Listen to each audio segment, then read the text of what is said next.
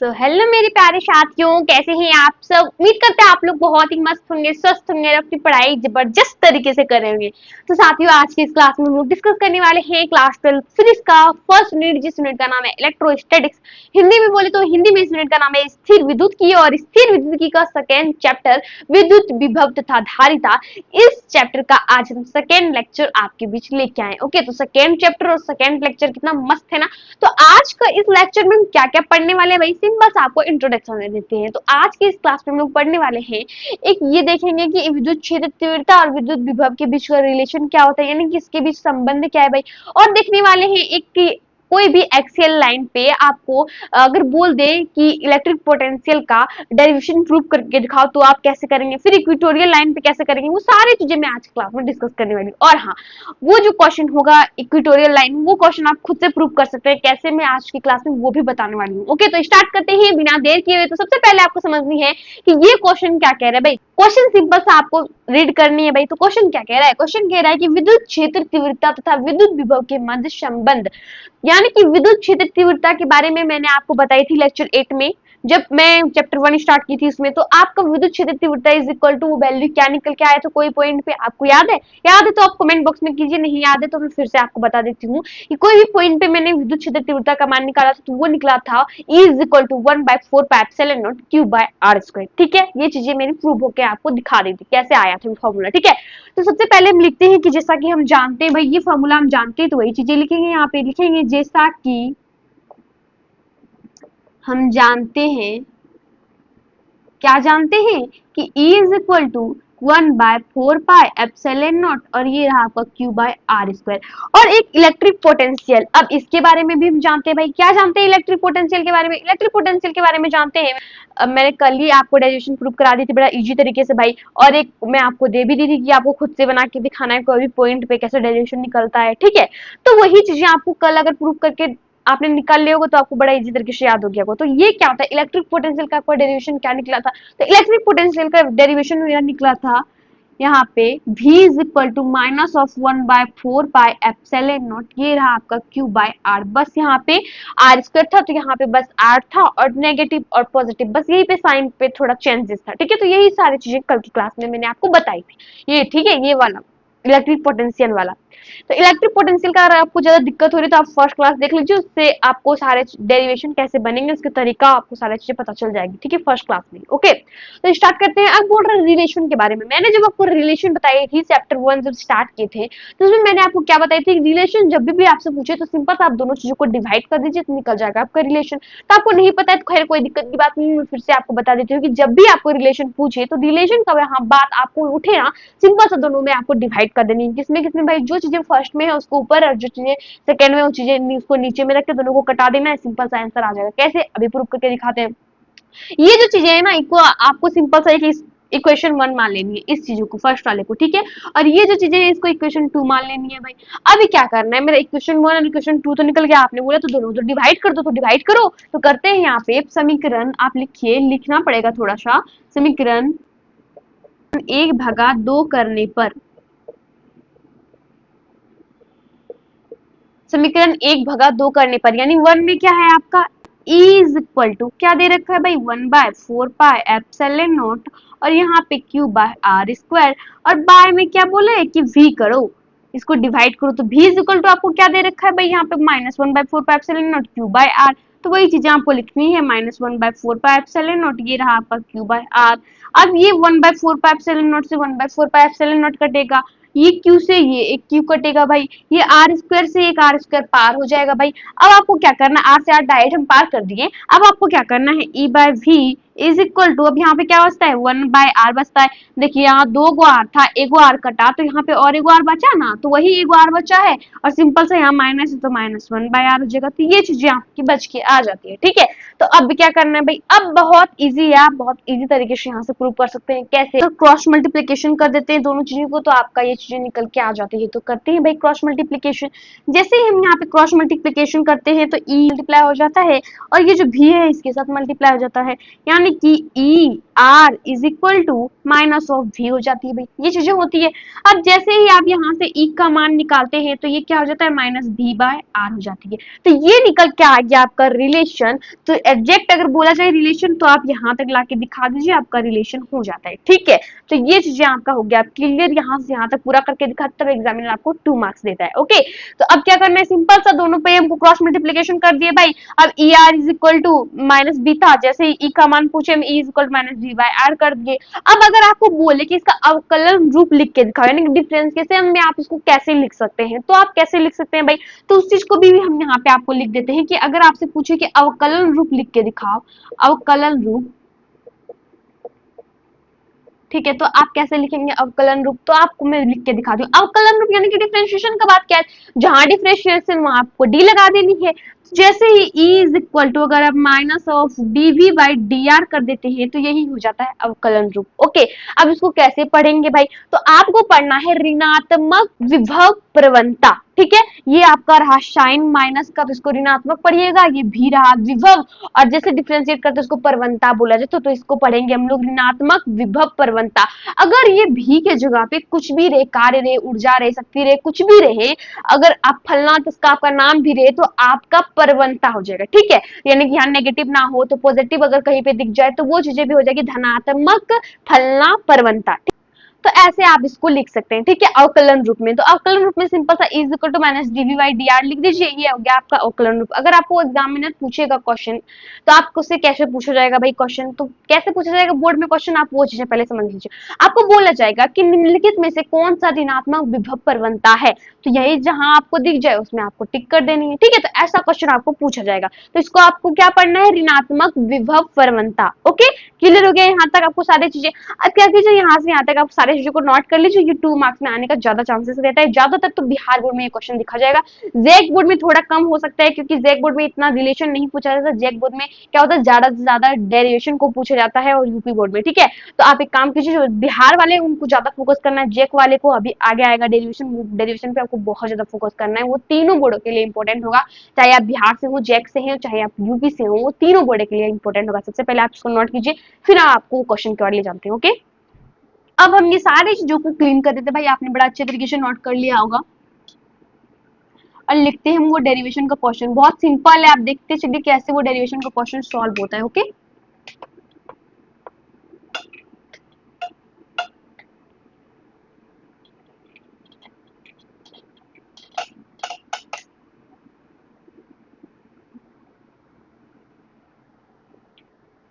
तो ये रहा मेरा क्वेश्चन, आपको क्वेश्चन दिख रहा होगा भाई। तो ये क्या करते हैं, अब हम क्वेश्चन को सिंपल से लिखते हैं। 2 क्वेश्चन है, एक क्वेश्चन में बताऊंगी, आपको दूसरा क्वेश्चन खुद से सॉल्व करना है। कैसे, मैं आपको बताऊंगी कैसे आपको डेरिवेशन प्रूव करना है। ठीक है, पहले आप देखते चलिए। तो क्या करना है, सबसे पहले मैं यहाँ पे क्वेश्चन लिखती हूँ ताकि आपको अच्छे से दिख जाए ये क्वेश्चन डेरिवेशन का। तो ये कह रहा है कि किसी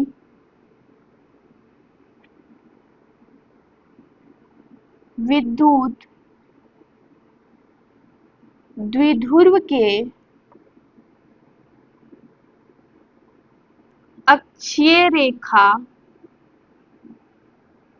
पर स्थित किसी बिंदु पर विद्युत विभव का व्यंजक प्राप्त करें। ये क्वेश्चन आपका बहुत ज्यादा इंपॉर्टेंट होता है तीनों बोर्डों के लिए, तो मैं क्या करती हूँ, इसको वीवीआई टिक कर देती हूँ भाई। सबसे पहले ये लिखना बहुत जरूरी है। ठीक है, क्योंकि ये बहुत ज्यादा इंपॉर्टेंट होता है, चाहे आप कोई भी बोर्ड के हो। ओके, तो इस क्वेश्चन तो आपको कर ही लेना है, ये क्वेश्चन बहुत सालों से भी नहीं पूछा गया है, तो ये क्वेश्चन को आपको करना बहुत जरूरी है। ओके, तो अब क्या करते हैं, क्वेश्चन रखते हैं भाई। अब आपको समझना है क्या बोला है, सबसे पहले कि कोई विद्युत द्विध्रुव है भाई, इलेक्ट्रिक डाइपोल। तो एक काम करते हैं, सबसे पहले एक विद्युत द्विध्रुव बनाते हैं। तो मेरा कुछ इस प्रकार से ये रहा मेरा एक विद्युत द्विध्रुव। तो दोनों विद्युत द्विध्रुव को सबसे पहले नाम दे देती हूँ, एक ए और एक बी, दोनों पॉइंट का। ठीक है, जैसे नाम दिया भाई। अब यहाँ पे क्या करना है, एक आपको मिड पॉइंट पे एक बिंदु का नाम लेना है, जो आपका मिड पॉइंट होगा ओ। ओके, अब पूछिएगा पूरा ए से बी का डिस्टेंस क्या है भाई, तो सिंपल से आप जानते हैं कोई भी इलेक्ट्रिक डाइपोल होता है उसका लेंथ तो 2L ही होता है। है। तो ये रहा एल और एल, अगर आप दोनों चीजों को ऐड कर देते तो ए बी का मान नहीं निकल जाएगा। कैसे भाई, A O plus of O B करते हैं तो यानी कि L L plus of 2l हो जाता है। तो क्या हो जाता है, ए बी का लेंथ निकल जाता है, टोटल लेंथ को पूछेगा तो। अब क्या करना है, सिंपल सा, दोनों पॉइंट है भाई तो उसके उस पॉइंट का आपको चार्ज भी तो होगा उस पॉइंट पे, तो इस पॉइंट पे आपको चार्ज माइनस क्यू और इस पॉइंट पे आपको चार्ज प्लस क्यू, ये आपको मान लेनी है। अब क्या करना है, कोई अक्षीय रेखा बोला है, अक्षीय रेखा यानी एक्सियल लाइन किसको बोलते हैं, जो लाइन क्षैतिज तल में होती है उसे मैंने आपको बताया था कि अक्षीय रेखा मान लेनी है, और जो लाइन ऊर्ध्वाधर तल में होती है वो निरक्षीय रेखा होती है। तो क्षैतिज तल में यानी कि सोया हुआ जो लाइन देगा, तो ये आपको समझना है कि ये लाइन कुछ सोया हुआ जैसा दिख रहा होगा भाई। तो यहाँ पे क्या करना है, इसी पॉइंट पे आपको विद्युत क्षेत्र तीव्रता का व्यंजक प्राप्त करनी है। इस पॉइंट को आपको मान लेना, क्या बोला है, कोई बिंदु पर, तो मुझे नहीं पता था कि कुछ बिंदु पे लेना है तो मैंने इसी जगह पे कोई पॉइंट ले लिया। ओके, अभी क्या करना है, ये आपको समझनी है। यहाँ पे एक चीज मैंने आपको बताई थी, जब विद्युत क्षेत्र तीव्रता का व्यंजक प्राप्त कर रहे थे तब तो वहां पे दिशा लिखा था मैंने, डिग्री कितना डिग्री का एंगल बना था, ये सारी चीजें लिखी थी। लेकिन यहाँ नहीं होगा, क्यों, क्योंकि ये जो विद्युत विभव है ना, ये आपका सदिश ना होके अदिश है। अदिश होने के कारण इसके पास नहीं दिशा रहेगा, नहीं परिमाण रहेगा भाई, तो ये कहाँ से ये इसका एंगल लिखूं और कहाँ से दिशा लिखूं, तो नहीं लिखाएगा यहाँ पे दिशा। इसीलिए सिंपल सा इसका फिगर और बहुत ईजी होता है डेरिवेशन बनाना, ना इसमें दिशा का झंझट है, सीधा आप मान पुट कीजिए और आपका डेरिवेशन बनकर रेडी हो जाएगा। ठीक है, तो आप बहुत इजी तरीके से डेरिवेशन बना सकते हैं। तो आप बस सिंपल सा, आपको यहाँ पे एक दिशा दर्शाने का जरूरत है, ना ही आपको एंगल दर्शाने का जरूरत है। ठीक है, क्यों, क्योंकि भाई ये चीजें अदिश राशि है। ओके, अभी क्या करना है, सिंपल सा आपको डिस्टेंस पता होना चाहिए, दूरी कहाँ से कहाँ तक। अगर हमको पूछ दे कि ओ से पी का दूरी कितना है भाई, यानी कि इस केंद्र बिंदु से ये पॉइंट पे आप विद्युत विभव का व्यंजक प्राप्त करेंगे तो उसका डिस्टेंस तो कुछ पता होना चाहिए। तो मैं क्या करती हूँ, यहाँ से पूरा यहाँ तक का डिस्टेंस आर ये लेट कर लेती हूँ। ठीक है, जैसे मैंने ये O से P का डिस्टेंस को निकाला, तो अगर हमसे कोई पूछेगा B से P का डिस्टेंस कितना होगा तो आप कैसे निकालेंगे, तो B से P का डिस्टेंस में अगर हम O से P में माइनस कर देते हैं O से B का, तो ये डिस्टेंस निकल जाएगा ना। कैसे, अब O से P यहाँ तक का डिस्टेंस मुझे पता है भाई, अगर हम इतना दूर का माइनस कर देते हैं तो इतना दूर का निकल जाएगा ना। तो सिंपल सा, जैसे आप माइनस करते हैं B से P का डिस्टेंस, यहाँ पे R माइनस L, ये डिस्टेंस आपका निकल के आ जाता है। ठीक है, अगर हम आपसे पूछे कि आप मुझे A से P का डिस्टेंस निकाल के दिखाओ, तो मुझे O से P का डिस्टेंस पता है भाई, अगर हम A से O का डिस्टेंस को ऐड कर दे तो मेरा ये टोटल A से P का डिस्टेंस निकल जाएगा ना। तो सिंपल सा आप क्या कीजिए, दोनों चीजों को ऐड कर दीजिए, जैसे ऐड करते हैं तो ये चीजें R प्लस L हो जाती है भाई। तो ये R मुझे लिखने की कुछ ज्यादा आदत हो गई है शायद, तो आपको R प्लस L ले लेनी है। ठीक है, तो अब आपको फिगर बन के पूरा रेडी हो जाता है, फिगर में आपको कहीं भी कोई दिक्कत नहीं है। और हमें छोटा फिगर बना रही, इसका मतलब ये नहीं कि आपको कॉपी में छोटा छोटा फिगर बनाए, आपको एकदम बड़ा बड़ा फिगर बनाना है ताकि एग्जामिनर को दूर से लगे कि बच्चा लिखा है भाई। ठीक है, तो आपको एकदम बड़ा बड़ा फिगर बनाना है और सारी चीजों को अच्छे तरीके से गोल गोल हैंडराइटिंग में लिखनी है। ओके, तो स्टार्ट करते हैं। सबसे पहले हम इसमें क्या क्या काम किए भाई फिगर में, सबसे पहले लिख लेते हैं क्या क्या माने हैं भाई। काम करना मतलब वही क्या क्या उसमें हम किए हैं एक्स्ट्रा चीज अपना, तो वही चीजें को लिखना पड़ेगा मुझे। तो मैंने क्या क्या है, माना कि एक विद्युत द्विध्रुव ए बी है भाई, सबसे पहले माना है। तो क्या करते हैं, यहाँ पे लिखते हैं माना कि, बोला ये कि एक विद्युत द्विध्रुव लो, तो यही विद्युत द्विध्रुव है भाई। तो यहाँ पे लिखेंगे आप, माना कि एक विद्युत द्विध्रुव ए बी है, इसकी लंबाई आपको क्या दे रखी है भाई, जिसकी लंबाई आपको 12 दे रखी है भाई। 12 कैसे, अगर ए से बी का पूरा पूछेगा तो ए से ओ में ओ से बी को ऐड कर देंगे तो ये निकल जाएगा, दोनों को ऐड करने के बाद L L plus is equal to 12 आ जाता है। तो 12 हो गया, 12 है आप यहाँ पे लिख दीजिए, और जिसका चार्ज क्या है भाई, जिस पर आवेश प्लस माइनस क्यू है, ये रहा प्लस क्यू, ये रहा माइनस क्यू, ये पूरा इलेक्ट्रिक डाइपोल का काम खत्म। अब यहाँ से करना है, इसका केंद्र से ये रहा आर दूरी पर एक बिंदु P स्थित है, यहाँ पे आप लिखिए इसके केंद्र से आर दूरी पर एक बिंदु P स्थित है। उसी बिंदु पे आपको क्या करनी है, उसी बिंदु पे विद्युत विभव का व्यंजक प्राप्त करनी है। ठीक है,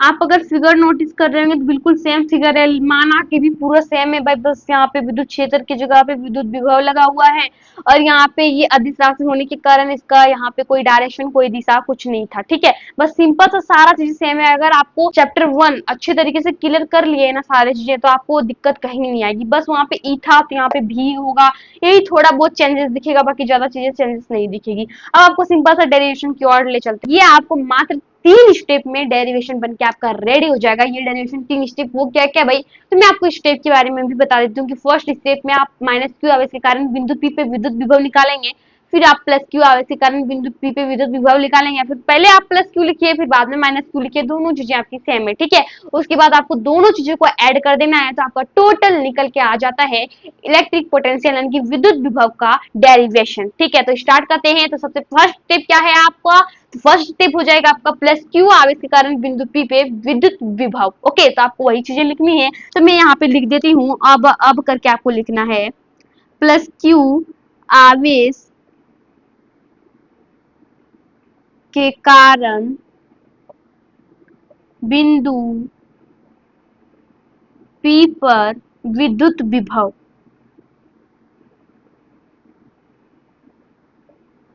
आपको मेरे तरह नहीं करना है भाई, जब जैसे मैं करती थी ना आपको ऐसा नहीं करना है। क्यों, मैं बता देती हूँ आपको। जब मैं 12th में थी तो विद्युत क्षेत्र की जगह मेरा हर बार विद्युत विभव लिखा जाता था, क्योंकि एक ही जैसा डेरिवेशन रहता है हर चीज में, मैं एक ही चीजें हर बार लिख देती थी। ठीक है, तो ऐसा आपको नहीं करना है। जो बोला गया है क्वेश्चन में वो क्वेश्चन बहुत ध्यान से आपको रीड करनी चाहिए। जैसे बोला गया आपको विद्युत विभव, तो आपको ध्यान में रखना है कि विद्युत विभव के बारे में ही लिखना है, विद्युत क्षेत्र नहीं घुसाना है वहां, क्योंकि मेरे साथ ऐसा हुआ था, तो आपको ऐसा नहीं करना है। ठीक है, तो स्टार्ट करते हैं, दूसरा स्टेप की ओर ले जाते हैं आपको। पहले फर्स्ट स्टेप को कंप्लीट कर लो। तो फर्स्ट स्टेप क्या है भाई, फर्स्ट स्टेप है कि प्लस क्यू आवेश के कारण बिंदु पी पे विद्युत विभव बोला है, तो ये रहा आपका प्लस क्यू आवेश के कारण, ये पॉइंट पे आपको क्या निकालनी है, विद्युत विभव का व्यंजक। तो ये प्लस क्यू यानी कि बी का बात कर रहा है, इस पे और इस पॉइंट का आपको डिस्टेंस पता है कितना है भाई, ये रहा आपको बी से पी का डिस्टेंस आर माइनस एल। अब हम यहाँ पे फॉर्मूला में पुट कर सकते हैं कैसे, अब आपको पता होनी चाहिए विभव जिसको डिनोट किया जाता है भी से, तो आप यहाँ पे लिखिए V1 is equal to 1/4 pi epsilon naught, और ये हो जाएगा आपका Q बाय आर। अब आर की जगह पे आप क्या लिखिएगा, ये आर माइनस एल, तो यहाँ पे आप लिखिए आर माइनस एल। ठीक है, आपको इसको इक्वेशन 1 मान लेनी है। ठीक है, क्लियर हो गया यहाँ तक आपको सारी चीजें। अब आपको नेक्स्ट स्टेप में क्या करना है, ये आपका स्टेप 1 था, ये चीजें पता चल रही है आपको 1/4 pi epsilon naught Q by R, ये फॉर्मूला कहाँ से आया। अगर आपको दिक्कत हो रही है फॉर्मूला के बारे में, तो ये फॉर्मूला मैंने आपको बता चुकी थी ये कल के ही क्लास में। ठीक है, तो अगर आपको ज्यादा दिक्कत हो तो आप जाके वहाँ पे उस क्लास में देख सकते हैं फॉर्मूला कैसे प्रूव हुआ है। ठीक है, प्लस क्यू आवेश के कारण बोला है, तो इसलिए यहाँ पे मैंने प्लस वाला लिया। अगर माइनस क्यू आवेश के कारण बोलेगा तो माइनस क्यू वाला साइन लेंगे। क्यों, ऐसा तो आपने विद्युत क्षेत्र तीव्रता वाला में नहीं किया था जब व्यंजक प्राप्त कर रहे थे, क्योंकि वो वेक्टर था ना, ये स्केलर है, यानी कि वो सदिश था, ये अदिश है भाई। तो अदिश के लिए एक ट्रिक है, यानी स्केलर के लिए तो ये ट्रिक है कि यारो भूल ना जाना, स्केलर हो तो प्लस माइनस जरूर लगाना। तो यारो आपको भूलना नहीं है, ये स्केलर है इसलिए आपको प्लस माइनस जरूर लगाना। लेकिन यहाँ पे आपको प्लस दे रखा है, यहाँ तो आपने नहीं लगाया भाई, प्लस है तो उसको लगाया नहीं लगाया, लेकिन पता तो चल जाता है कि वो प्लस ही है। ठीक है, तो खैर अगर आपको ज्यादा दिक्कत हो तो मैं यहाँ पे लगा देती हूँ कि ये चीजें प्लस है। ओके, अब हम नेक्स्ट बात कर लेते हैं दूसरा, और वो दूसरा हो जाएगा आपका दूसरा स्टेप, माइनस क्यू आवेश के कारण बिंदु पी पे विद्युत विभव का मान क्या निकलता है। तो यहाँ पे आप लिखिए माइनस क्यू आवेश के कारण बिंदु पी पर विद्युत विभव। ठीक है, तो माइनस क्यू आवेश के कारण बिंदु पी पे विद्युत विभव, भाई ये माइनस क्यू रहा और इस पॉइंट पे आपको बोला है विद्युत विभव का मान ज्ञात करो। यहाँ से यहाँ तक आपको डिस्टेंस दिख रही है आर प्लस एल, तो सिंपल सा आप यहाँ पे वही डिस्टेंस लीजिएगा, V2 is equal to 1/4 pi epsilon naught, और यहाँ पे आ जाएगा आपका माइनस क्यू और नीचे आपका R plus L. Minus Q कैसे भाई, यहाँ पे माइनस है इसलिए माइनस लिए। ओके, क्लियर हो गया यहाँ तक, वो ट्रिक याद है ना आपको, यार भूल ना जाना, स्केलर हो तो प्लस माइनस जरूर लगाना। तो ये स्केलर है तो मैंने प्लस माइनस इसलिए लगा दिया। ठीक है, इसको इक्वेशन 1 मान लेते, इसको इक्वेशन 2 मान लेते हैं भाई। तो ये रहा मेरा इक्वेशन 2। अब आपका थर्ड स्टेप होगा, वो लास्ट स्टेप होगा, और सिंपल सा उसमें आप कैलकुलेशन कीजिए, आपका डेरिवेशन बनके रेडी हो जाएगा। कैसे, तो अब आपको क्या करना है, इस पॉइंट पे आपको कुल विद्युत विभव निकालना है, कुल यानी कि टोटल को आप जोड़ दो, ये V1 और V2 को जोड़ दो तो आपका निकल जाएगा ये डेरिवेशन। तो स्टार्ट करते हैं भाई, डायरेक्ट थोड़ी ना जोड़ा जाएगा, थोड़ा लिखना पड़ेगा। तो क्या लिखना पड़ेगा भाई, यहाँ पे आपको लिखना पड़ेगा, अब यहाँ पे आप लिखिए बिंदु P पर कुल विद्युत विभव, कुल विद्युत विभव। ठीक है, अब आपको क्या करनी है, इस पॉइंट पे आपको टोटल विद्युत विभव का मान निकालनी है। तो विद्युत विभव ये किस पे निकाल रहे हैं भाई, एक्सियल लाइन पे। विभव को डिनोट किस से किया जाता है, भी से। तो यहाँ पे आप लिखेंगे भी एक्सियल, जैसे आपने विद्युत क्षेत्र तीव्रता में ई एक्सियल लिखा था, वैसे ही आपको यहाँ भी लिखनी होगी भी एक्सियल। ठीक है, क्योंकि ये विद्युत विभव का बात करें तो भी एक्सियल इज इक्वल टू कुल, यानी कि दोनों को जोड़ दो। तो किसको भाई, ये रहा V1 और V2, दोनों को जोड़ दो, निकल जाएगा आपका V1 V2। इसको आपको क्या करना है, V1 और ये रहा आपका V2, इसको आपको इक्वेशन थर्ड मान लेनी है आपको इसको। ठीक है, अब क्या करना है भाई, सिंपल सा इक्वेशन थर्ड में आप दोनों चीजों को मान को यहाँ पे पुट कर दीजिए, आपका डेरिवेशन बन के रेडी हो जाता है। जल्दी कीजिए ना, करते हैं भाई। तो सिंपल सा आप यहाँ पे लिखेंगे समीकरण 3 में, आपको लिख के दिखानी होगी समीकरण 3 में, समीकरण 1 तथा 2 का मान रखने पर,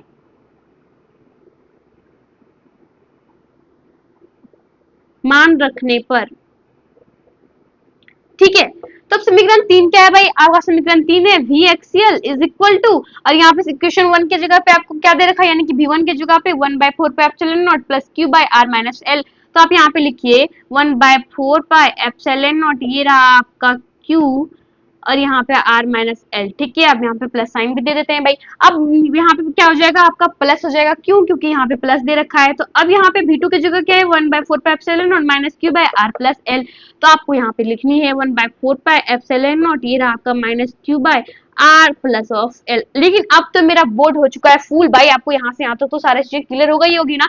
मेरा कहने का मतलब है पूरा यहाँ से लेके यहाँ तक, कहीं भी कोई डाउट होगा तो आप कमेंट बॉक्स में पूछ सकते हैं, मैं आपको वो डाउट वहीं पे क्लियर करा दूंगी। ठीक है, तो आप सिंपल से यहाँ से लेके यहाँ तक सारे चीजों को नोट कर लीजिए। ओके, तो आप फटाफट नोट कीजिए, फिर हम आपको आगे ले जाएंगे। आगे हो जाएगा आपका इसका अगला। आपको यहाँ तक तो सारी चीजें समझ में आ गई, मैंने कैसे यहाँ पे मान पुट किया, आपको बस थोड़ा सा यहाँ पे लिखना पड़ेगा, क्योंकि डेरिवेशन है उसमें लिखना नहीं पड़ेगा।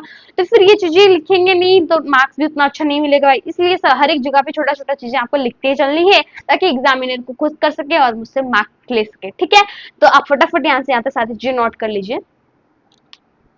अब मैं सारी चीजों को क्लीन कर देती हूँ भाई, आपने बड़ा अच्छे तरीके से नोट कर लिया होगा। हम नेक्स्ट बात कर लेते हैं, इसके आगे आप कैसे लिखेंगे। ओके,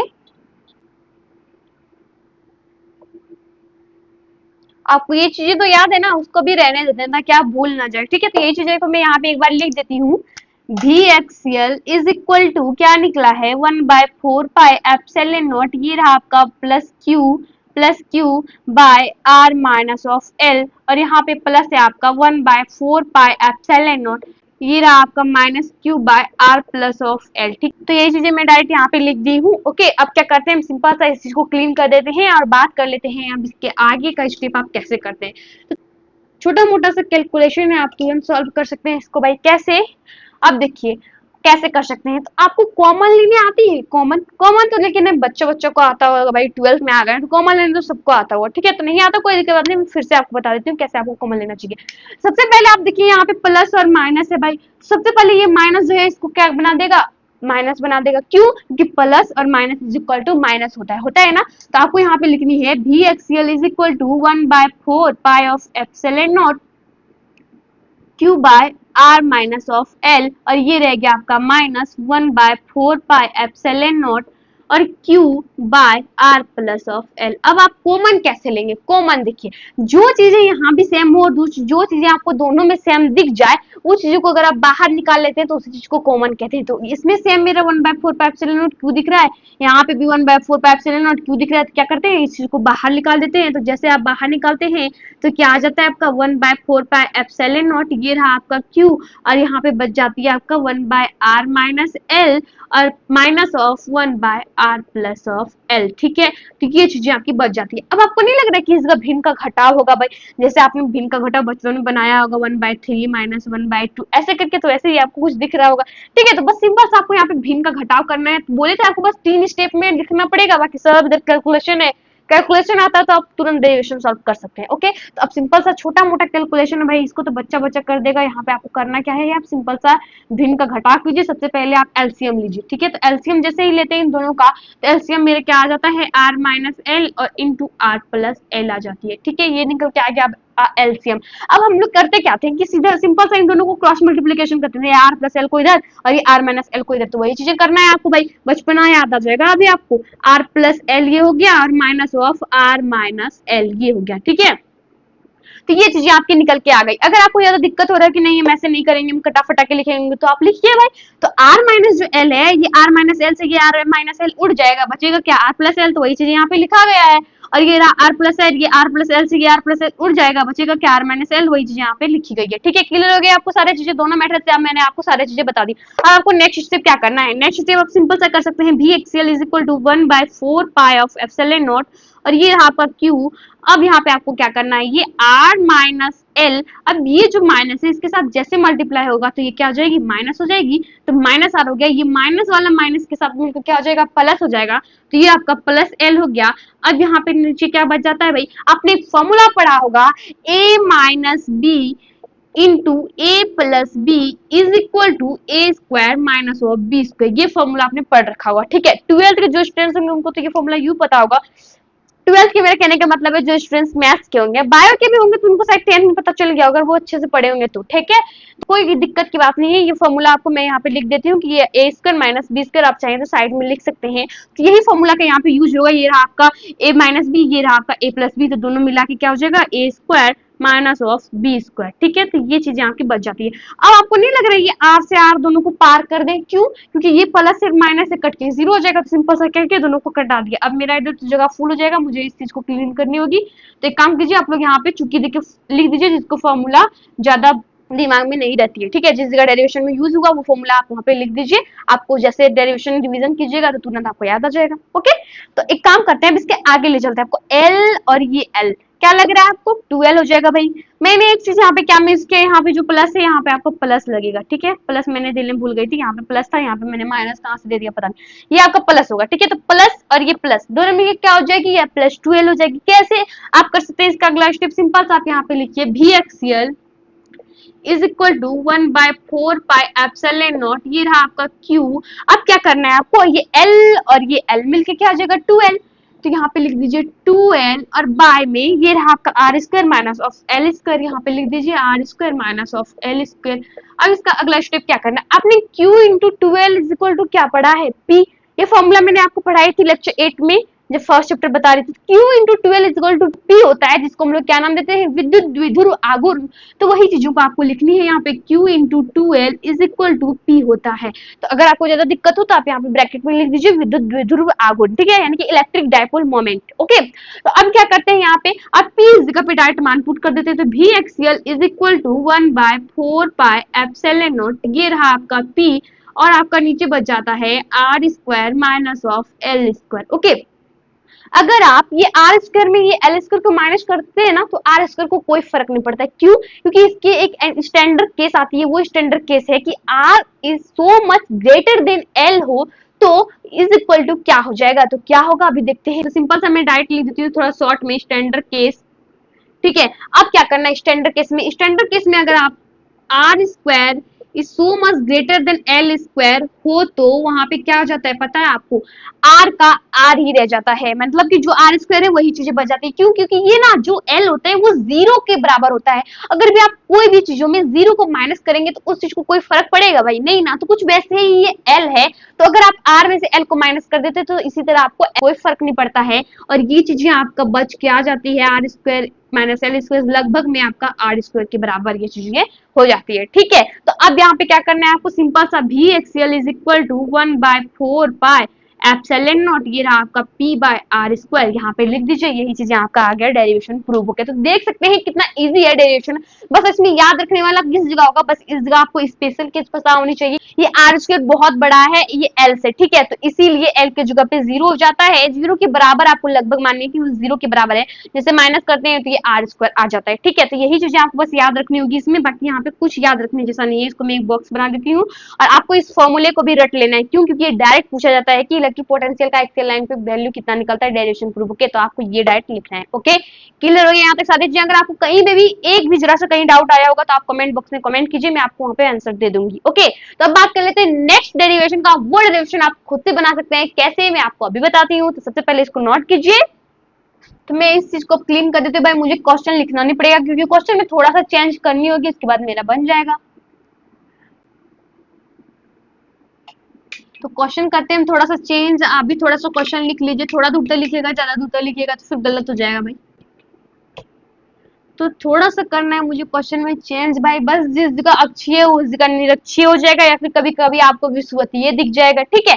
दोनों चीजें बराबर, इंग्लिश में बोले तो इक्वेटोरियल लाइन इसको बोलते हैं भाई, तो यहाँ पे लिख देते हैं निरक्षीय,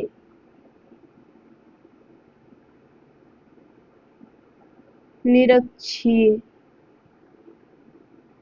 ठीक है।